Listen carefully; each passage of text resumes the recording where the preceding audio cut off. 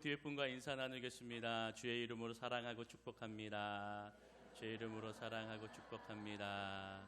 사랑하고 축복합니다. 사랑하고 축복합니다. 오늘 말씀을 통하여서 우리 하나님께서 크나큰 은혜를 주실 줄로 믿습니다. 우리 그 마음에 아멘으로 화답하면서 하나님께서 우리에게 주시는 그 말씀, 비전, 꿈꾸는 저와 여러분이 되기를 소망합니다. 자, 우리는 지난주에 에서가 장자의 축복을 빼앗기고 동생 그 야곱을 죽이겠다라고 하는 그 분노하는 마음, 그 모습을 보았습니다. 자, 그런데 이 에서의 잘못된 점은 무엇이었습니까? 하나님의 축복, 하나님의 약속을 가벼이 여기고 업신 여겼던 그 인생의 결말을 우리가 보게 되는 것입니다. 여러분, 다시 하나 또한 이야기하는 것은 영적인 타이밍, 영적인 우선순위가 얼마나 중요한가, 그것을 가벼이 여기고 잃어버리며 살아가는 그러한 인생은 정말로 눈물밖에 나오지 않는다, 그렇게 분노하며 살아가는 인생이 될 수밖에 없다라는 것을 살펴보게 된 것입니다. 자, 여러분, 오늘 본문 42절에 보면 에서가 야곱을 향하여 어떻게 이야기하고 있습니까? 맏아들에서의 이 말이 리브가에게 들림에 이에 사람을 보내어 작은 아들 야곱을 불러 그에게 이르되 내 형 에서가 너를 죽여 그 한을 풀려 하니 라고 얘기하고 있죠. 여러분, 여기서 한을 풀겠다라는 말은요, 야곱을 죽여서 자기의 분노, 자기의 그 모든 그 마음의 상처들을 위안으로 삼겠다라고 하는 표현인 것입니다. 여러분, 이것이 육신에 속한 자들의 특징이라는 것입니다.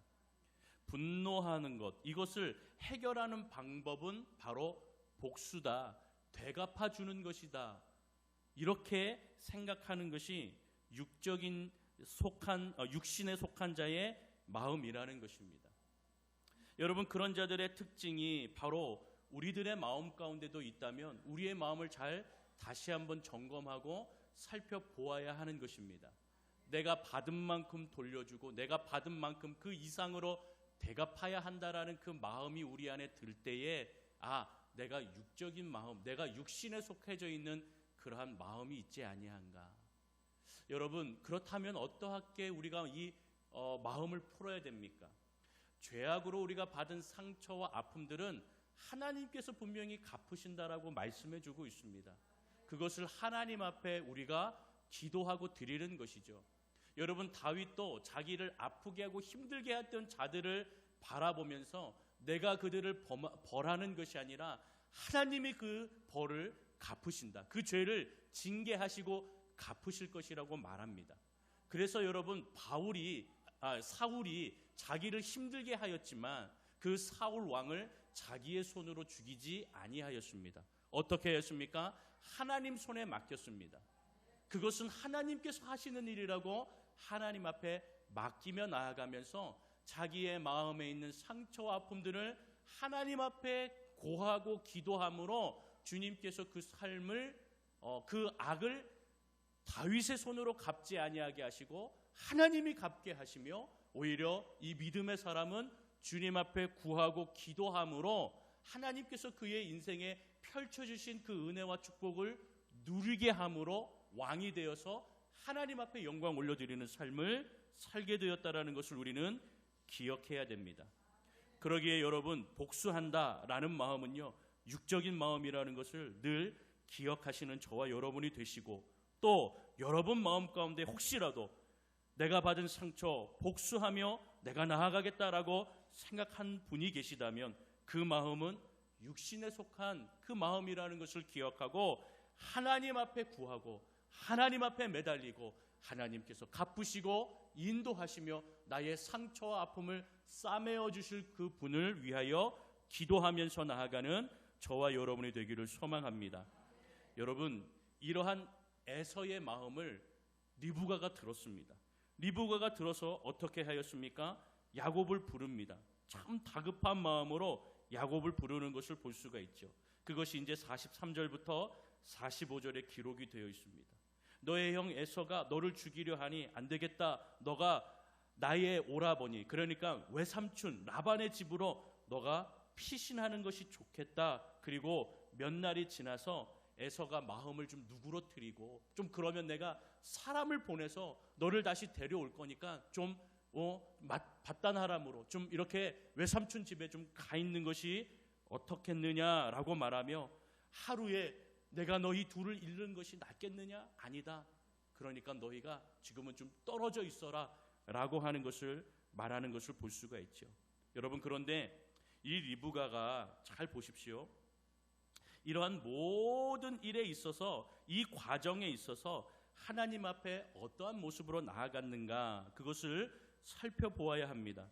여러분, 리브가는 야곱에게 하나님의 축복을 받는 그 과정에 있어서 지금까지 하나님 앞에 기도하기보다는 이삭처럼 똑같이 속이는 방법을 통하여서 오히려 그 이삭이 자기와 또한 야곱을 속인 것을 또 대갚아 주려는 마음으로 나갔던 것이죠. 그러니까 여러분, 에서와 같은 그 마음이 이 리브가의 마음에도 있었다라는 것입니다. 칼을 들지는 않았지만 되갚아 주겠다라는 그 마음이, 그래서 내가 모든 것을 좀 제대로 돌아놓겠다라고 하는 그런 마음을 이 리브가가 가지고 있었던 것입니다. 그래서 당신도 나를 속이니 나도 당신을 속여 다시 원점으로 모든 것을 되돌아 놓겠습니다라는 마음을 가졌던 것 같습니다. 그래서 이삭을 속입니다. 자기의 남편을 속여 나가는 것을 볼 수가 있습니다. 야곱을 통해서 아빠를 속이고 그 자기의 남편을 속여 나가면서 또한 이 야곱을 어떻게 했습니까?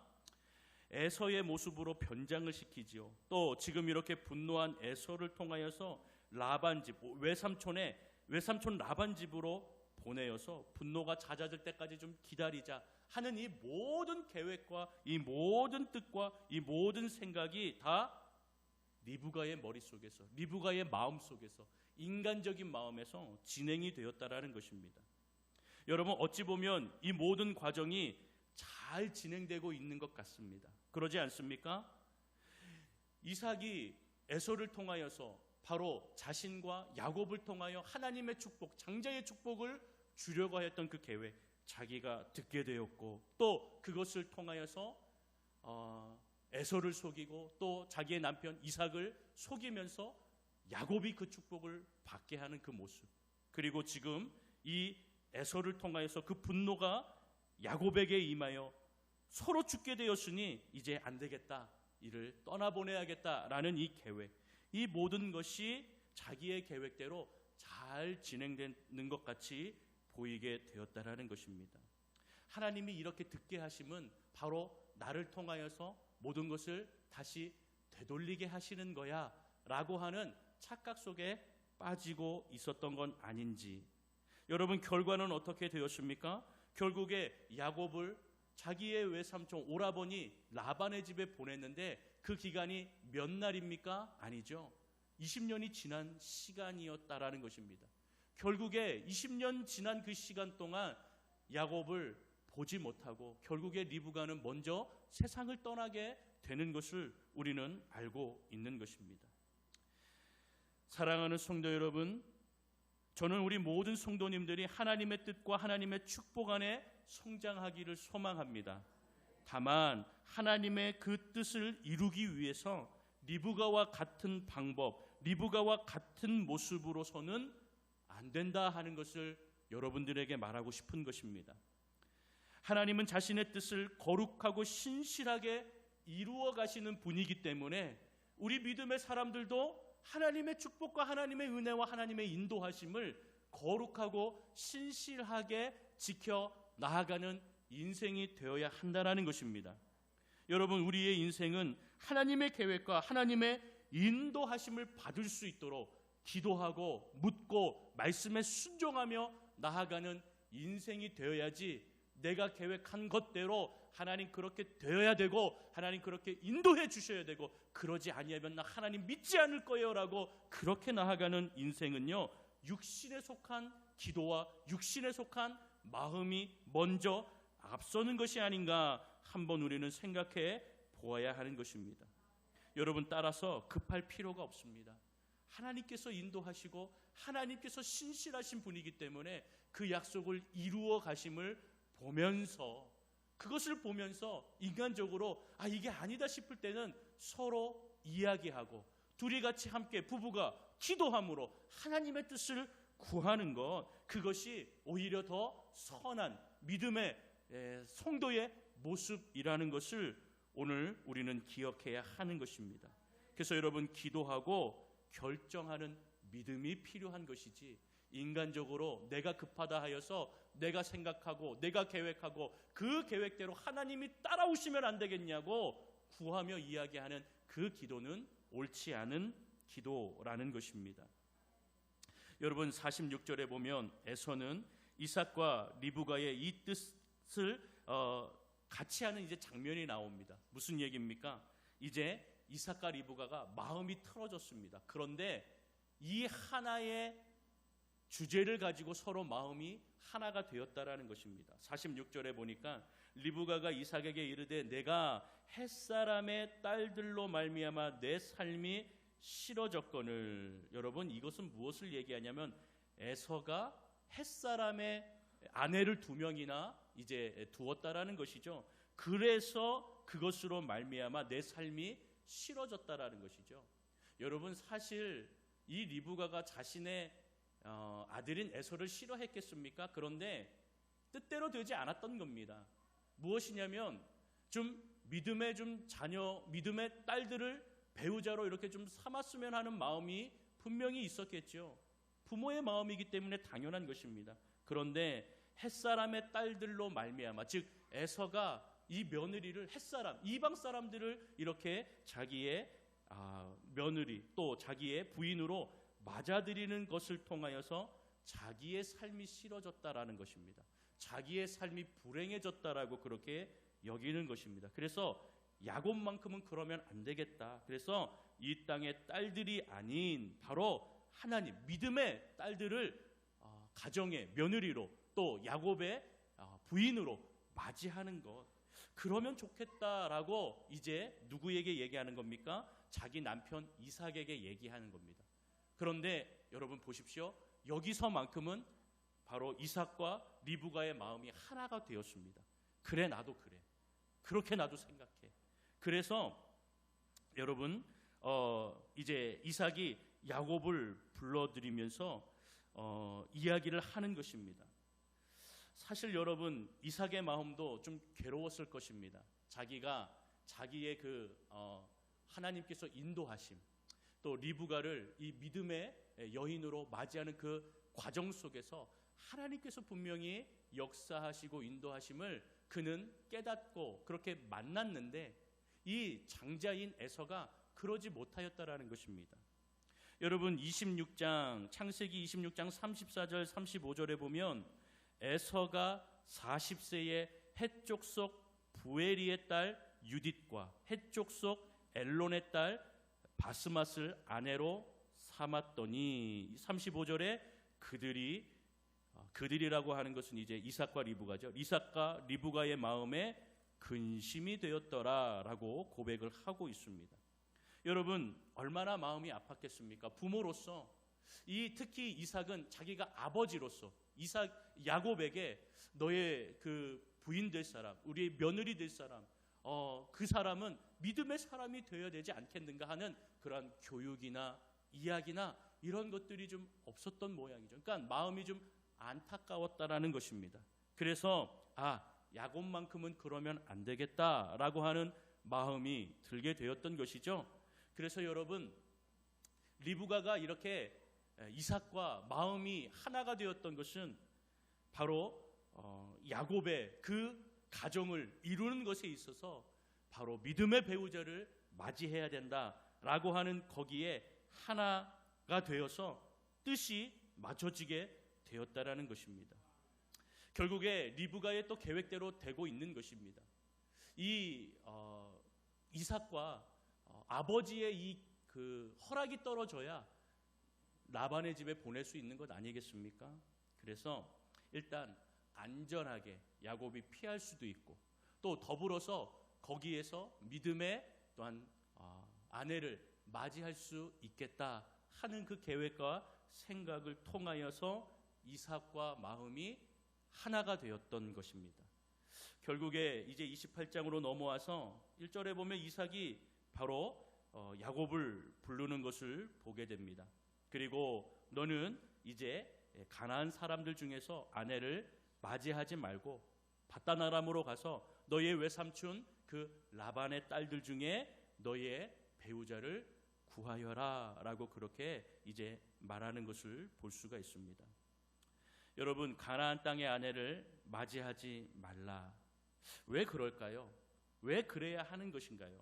왜 에서처럼 해쪽 속에 가나안 땅의 여인을 자기의 부인으로 맞이하면 안 되는 것일까요? 여러분, 당시에 이 믿음의 배우자를 만나야 된다라는 것은 굉장히 중요한 것입니다. 물론 지금도 참 중요한 숙제 중에 하나이지요. 이것은 첫째로는 신앙의 순수성, 우리의 신앙을 지켜나가는 그러한 길이다라고 하는 것입니다. 그래서 이방 여인이 들어오는 그 순간 이방의 신, 이방의 습관, 이방의 행동, 이방의 언어, 말들이 가정에 들어와서 바로 신앙의 순수성을 망치게 된다라고 하는 그 이유 때문에 믿음의 배우자를 만나야 한다라는 것입니다. 두 번째로는 하나님의 사명이 있다라는 것이죠. 창세기 하나님께서 인간을 지으시고 바로 모든 것을 생육하고 번성하여서 모든 것을 다스리라는 문화 명령을 주셨습니다. 그러기에 하나님의 사명을 갖고 있는 그러한 배우자를 만나야 너희의 믿음의 가정을 올바로 세워나갈 수 있다라고 하는 것이 바로 이 당시에 주님을 믿는 자들의 모습이었다라는 것입니다. 여러분, 그러기에 오늘도 우리가 이 시간 여러분들의 삶 가운데, 여러분들의 자녀들 가운데에 믿음의 배우자를 위해서 기도하시는 분들이 참 많을 것입니다. 여러분, 신앙의 순수성을 가지고 하나님의 사명을 가지고 문화 명령을 우리가 그 사명을 이루어야 한다라는 그 마음을 가지고 자녀를 위해 다음 세대들 배우자 만남을 위해서 기도하는 저와 여러분이 되어야 된다라는 것입니다. 여러분, 이것은 중요한 것입니다. 물론 믿음의 배우자가 아닌 분과 만날 수 있죠. 결혼할 수도 있습니다. 그런데 여러분, 그것은 우리가 분명히 기억해야 됩니다. 이것을 통하여서 내가 이 한 영혼을 위해서 내가 기도하고 이 배우자가 정말로 주님을 만날 수 있도록, 주님의 은혜 아래 거할 수 있도록, 또 주님을 만나 구원의 길, 생명의 길을 걸어갈 수 있도록 그 배우자 한 명을 위해 집중하는 삶을 살아야 한다는 것입니다. 여러분, 그러기 때문에 그 자를 만나고 또한 결혼한 것 아니겠습니까? 그러지 않고 나 교회 다닐 거니까 당신 교회 안 따라갈 거면 나 방해하지 마, 뭐 이러면서 서로 다른 삶을 살아간다? 그것은 진정한 가정의 모습이 아닐 수 있지 않을까라는 것을 우리는 기억해야 됩니다. 그러니 하나님께서 믿지 아니한 자를 만나게 하시고 또한 결혼하게도 하시는 것은 결국 그 한 영혼을 하나님의 자녀로 너가 그 영혼을 붙들고 그 영혼을 위해서 살아가라고 만나게 하신 또한 하나님의 인도하심이라는 것도 기억을 해야 한다라는 것입니다. 그렇기 때문에 가족이요, 함께 기도함으로 함께 이 일들을 그냥 다른 사람처럼 다른 사람의 일처럼 여기며 나아가는 것이 아니라 나의 일처럼 여겨 나가야 되는 것입니다. 왜 그렇습니까? 바로 우리 자녀들, 우리 다음 세대들의 그 배우자의 만남이 우리 교회의 일이기 때문이라는 것입니다. 우리 교회 안에 성도가 되고 우리 교회 안에서 자녀를 낳고 그렇게 성장해 나아갈 것이기 때문에, 그러기 때문에 바로 이것은 그냥 한 가정의 한 사람의 문제가 아니라 교회 전체의 귀한 일이라고 하는 것을 우리는 기억해야 됩니다.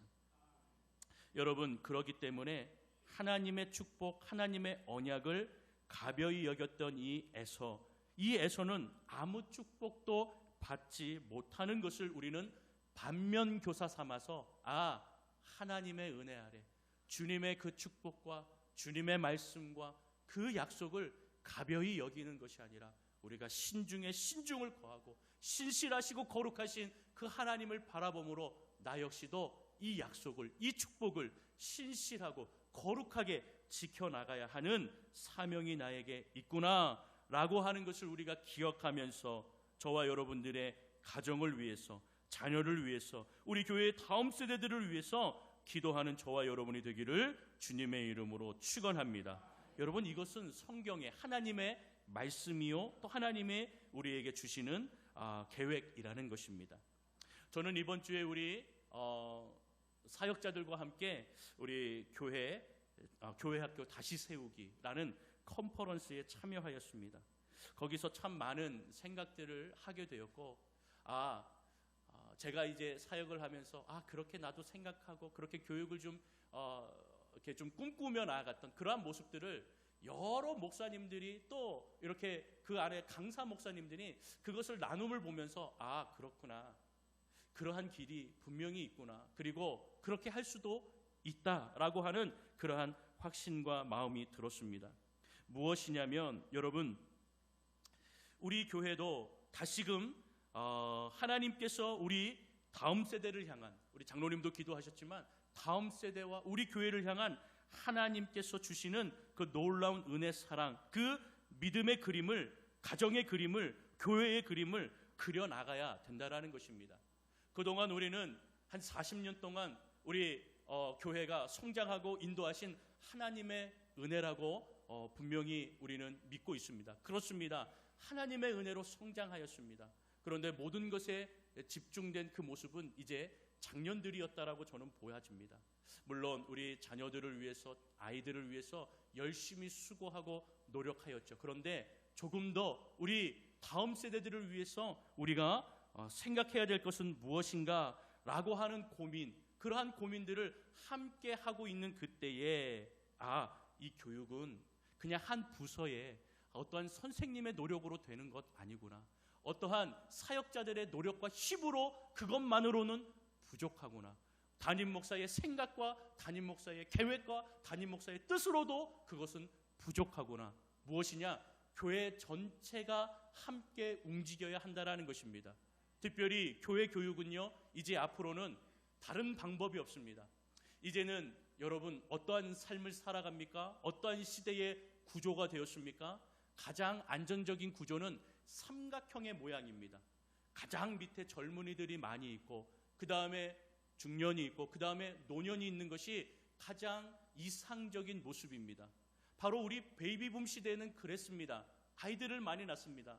100만 명을 낳고 막 그랬습니다. 그런데 그러지 못합니다. 지금은 얼마나 그 숫자가 줄어들겠습니까? 그래서 이제 이 한국 사회의 구조는 역삼각형이 되었습니다. 가장 밑에 젊은이들이 있고, 그 다음에 중년층이 있고, 그 맨 위에 가장 넓은 그 부분에 바로 고령층이 되어서 한국 사회가 고령화되고 있다라는 그 사실은 저와 여러분들이 늘 듣고 있습니다. 여러분, 그러한 구조와 모습들이 교회 안에도 들어왔습니다. 그렇기 때문에 문제가 이제 위기와 어려움이 심각해진 것을 우리는 느낍니다. 사실 여러분, 아기의 울음소리가 멈춰지는 교회는요, 정말로 그 교회에 위기가 다가왔다라고 하는 것입니다. 여러분, 그러기 때문에 우리가 기억해야 되는 것은 이 교회 교육은, 다음 세대를 위한 것은 바로 나 하나의 문제가 아닙니다. 우리 교회 전체의 문제다라고 하는 것을 우리는 기억해야 됩니다. 제가 처음에 부임하였을 때에 처음 3년은 여러분, 우리 말씀으로 마음을 기경합시다 라고 그렇게 말씀을 드렸습니다. 기억하실지는 모르겠지만 여러분, 이제 3년이 지났고 저도 위임을 받았지요. 그리고 이제 앞으로 우리가 내년부터 3년, 아니 그 5년, 우리는 이제 교회 교육에, 교회의 다음 세대, 우리 교회 전체를 위한 하나님이 마음을 허락해달라고 우리 모두가 다 마음을 가다듬고 주님의 은혜 아래 다음 세대를 살리고 우리 교회를 살리고 교회의 위기를 이제 헤쳐나가는 그러한 기초와 뼈대를 세워나가야 할 때가 아니겠는가 하는 그러한 생각이 들게 되었습니다. 여러분, 특별히 제가 요번에 그 세미나를 통하여서 좀 마음에 남는 그러한 이야기가 있습니다. 뭐 우리 요 연산동 지역 가까이에 분이엘 교회가 있지 않습니까? 큰 대형 교회입니다. 사실 많은 강사 목사님들이 자기의 목회의 성공 사례 그리고 대형 교회의 이야기를 하기 때문에 저는 사실 좀 보면서 저거는 좀 대형 교회 이야기니까 가능하지 않을까. 좀 그 뭐죠? 예산도 많고 그리고 인프라도 많지 않습니까? 사람도 많기 때문에 그게 우리 한 100여 명 되는 교회 사이즈에 그러한 교회들이 참 많이 있는데, 그 이하의 교회들이 많이 있는데 어떻게 이렇게 좀 성장할 수 있을까 하는 그러한 이야기는 하나도 없고, 자기의 어떤 성공 사례만 이야기하면서 그것이 어떻게 좀 다가갈까라는 고민도 있었지만, 여러분, 이 분이엘교회 김도명 목사님께서 참 좋은 말씀을 해주시더라고요. 이분은 좀 주일학교가 없는 교회부터 자신의 교회가 같이 함께 할 수 있는 그러한 것들을 좀 이야기하였습니다. 그것은 무엇이냐면, 다음 세대들을 위해서 전도의 축제를 열어야 한다라는 것입니다. 그것이 온 성도들의 머리에, 마음에 새겨져야 한다라는 것입니다. 그러지 않고서는 교회는 이 위기를 이겨나갈 수가 없다라는 이야기를 하게 되었습니다. 예를 들어서 여러분, 혹시 좀 동물의 왕국을 보십니까? 저도 좀 다큐로 동물의 왕국을 봅니다. 동물의 왕국을 보면 저 아프리카 그러한 땅에 이제 물이 좀 척박하지 않습니까? 그래도 이렇게 곳곳에 큰 강줄기가 있고 물이 있습니다. 그러한 곳에 이렇게 큰 물소들이 이 강을 건너기도 하고 또 마시기도 한다라는 것입니다. 근데 물소들은 이렇게 집단 생활을 합니다. 그래서 이렇게 같이 움직입니다. 여러분, 그러할 때에 늘 그 강가나 호숫가나 거기에 포식자가 있죠. 누구입니까? 악어입니다. 나 갑자기 하마라 그래서 하마라고 들려요. 악어입니다. 그 악어는요, 물 깊숙이도 숨지 않습니다. 자기의 눈만 이렇게 물 수면 위에 자기의 눈만 이렇게 하고 어떠한 자기의 그 대상자를 찾고 있는 것이죠. 여러분, 그렇게 대상자를 찾았을 때는 물 아래로 내려가서 점점 다가가 물을 먹고 있거나 강을 건너는 그러한 물소나 또 짐승을 잡아서 이렇게 자기의 음식으로, 자기의 식사거리로 만든다라고 하는 것이죠. 여러분, 그렇게 물소들이 막 가고 있는데 악어가 이렇게 나아갑니다. 악어가 공격을 합니다. 물소들이 막 일어나고 막 몸부림을 치고 살려고 막 그렇게 나아갑니다. 튼튼하고 힘이 있고 그러한 물소들은요, 금방 이겨냅니다. 자기의 힘도 있고 또 그래서 이렇게 빠져나오게 된다라는 것이죠. 그런데 여러분, 다 이렇게 빠져나오고 이렇게 주위를 둘러봤는데 함께 하지 못한 물소가 있습니다. 어떤 물소입니까? 어린 물소입니다. 연약한 물소입니다. 약한 물소입니다. 내 자녀가 건너지 못한 겁니다. 어떻게 된 겁니까? 악어에게 물려서 바로 제물이 된 것이죠. 여러분, 이러한 이제 말씀을 하면서 이 모든 일, 이렇게 물소가 강을 건너는 이 일이 하나님께서 우리에게 주신 그 은혜로 우리가 비추어 본다면, 우리가 이러한 영적인 강을 건너고 하나님의 은혜 가운데에 거하는 시대의 모습 가운데에 우리가 코로나의 어려움의 강을 지날 때에 많은 자들이 어려워하고 힘들어하고 교회를 나가지 못하였지만 결국에 어른들은 다 돌아왔다라는 것입니다. 어른들은 돌아왔습니다. 어른들은 다 살아서 돌아왔다라는 것이죠. 아프고 힘들어도 다 이겨내고 돌아왔습니다. 여러분, 교회의 재정도 힘들고 어려울 것이라고 생각했는데 아니죠. 3년 동안 뭐 행사한 게 없으니까 이렇게 헌금을 잘 쌓아놓고 헌금도 하시면서 이렇게 교회가 어려움이 없도록 그렇게 지나왔다라는 것입니다. 그런데 한 가지, 다음 세대가 보이지 않다라는 것이죠. 다음 세대가 없어졌다라는 겁니다. 그리고 여러분, 그 부모 세대 30대 40대도 없어지게 되었던 것입니다. 결국 무엇을 얘기하는 것입니까? 이 일은, 이 다음 세대가 없어지는 것은 다만 부서의 문제, 또한 사역자의 문제, 담임 목사의 문제가 아니라는 것이죠. 그 교회의 전체의 문제라는 것을 깨닫게 되었고, 그래서 모든 것에 집중이 이제 다음 세대를 살리는 것, 그것은 결국 교회를 살리는 것이다 라는 것에 힘을 얻고서 우리 모든 성도들이 다음 세대 살리기에 작정하고 전도 축제를 하고 또 전도하는 것에 힘쓰며 나아갔다라는 것을 말씀한 것입니다. 여러분, 중요한 것은 무엇입니까? 우리는 믿음의 유산을 남겨줘야 된다, 믿음의 유산을 계승해야 된다라고 말하지만 다음 세대가 없는데 그 믿음의 유산을 누구에게 전하고 또 그들이 성장할 수 있겠습니까? 여러분, 우리는 이것을 기억해야 됩니다. 우리 연동교회가 다음 세대 하는 이유가 분명히 있는 것입니다. 목사님 왜 다음 세대만 이야기해요? 우리 세대는 왜 신경을 안 쓰십니까? 라고 하는 것에, 여러분, 그런데 우리 모든 세대가 신경을 쓰고 또 집중해야 되는 것은 바로 다음 세대를 살리는 것이 우리 교회를 살리는 것이며 나를 살리는 것이라는 것을 기억해야 됩니다. 그러기에 여러분, 우리 교육은요, 이제 가정과 연계하고 부모와 연계하고 장년들과 연계하여서 성장해 나아가야 한다라고 하는 것을 우리는 기억해야 됩니다. 그래서 우리 이제 하반기에 그러한 밑작업을 좀 하고, 그 다음에 내년에는 좀 그렇게 우리가 가정과 함께 좀 성장해 나아가는 교회가 되고 성도들이 되어서 우리가 함께 믿음의 교회를 아름답게, 그리고 생육하고 번성해야 다음 세대가 있는 그러한 교회로서 성장하고 주님의 은혜 아래 서는 그러한 교회가 될 수 있도록 힘쓰고 애써야 한다라고 하는 것을 저와 여러분들은 기억해야 됩니다. 그래서 여러분, 오늘 이삭이 야곱에게 축복하는 3, 4절의 말씀, 이 말씀을 우리는 기억해야 됩니다. 전능하신 하나님이 내게 복을 주시오, 내가 생육하고 번성하게 하여 내가 여러 족속을 이루게 하시고 아브라함에게 허락하신 복을 내게 주시되 너와 함께 내 자손에게도 주사 하나님이 아브라함에게 주신 땅, 곧 내가 거류하는 땅을 내가 차지하게 하시기를 원하노라. 사랑하는 성도 여러분, 이러한 축복의 메시지가 우리 다음 세대, 우리 자녀들에게 임하기를 주님의 이름으로 축원합니다. 여러분, 그러한 축복, 이러한 축복을 잘 보면 사실 아브라함에게 주었던 축복과 너무나 흡사합니다. 사실 똑같습니다. 여러분, 그러한 축복, 이러한 축복이 계속 계승되어 일어나가려면 그 교회에, 그 가정 안에 다음 세대가 있어야 되고, 그 다음 세대들이 주님의 말씀 안에 함께 손잡고 붙들고 나아가야 한다라는 것입니다.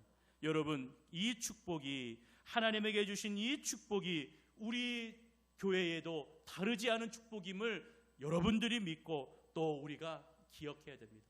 머리로는 알고 그렇게 나아가지만 우리가 그것을 잃어버리면 안 됩니다. 머리도 알고 마음도 알고 손발이 함께 움직여야 한다라는 것입니다. 마음의 열정을 가지고, 그리고 우리가 손발로 정말로 행실로서 섬기며 순종함으로써 우리 온 성도들이, 온 세대가 주님의 그 축복의 의미를 받고 번성하며 하나님의 뜻과 사명을 감당하는 자들이 되어야 됩니다. 그것을 누가 이루신다고요? 3절에 전능하신 하나님이. 여러분, 오늘 이 이삭의 야곱을 축복하는 이 말에 전능하신 하나님께서 아브라함 아버지 때부터 주셨던 그 놀라운 은혜와 사랑이 너에게도 임하기를 원한다라고 말씀하시는 그 축복, 전능하신 하나님의 그 축복이 우리 연동교회, 우리 온 세대, 우리 교회 안에 주님께서 축복을 주시고 그 새로운 도전 안에, 새로운 결단 안에 하나님께서 복의 근원이, 복의 인도하시는 그 주님의 사랑을 먹고 또 우리가 그것을 실천함으로 하나님의 은혜 아래 성장하는 연동교회가 되시기를, 우리 모든 성도가 되기를, 우리 온 세대가 되기를 주님의 이름으로 축원합니다. 축원합니다. 기도하겠습니다.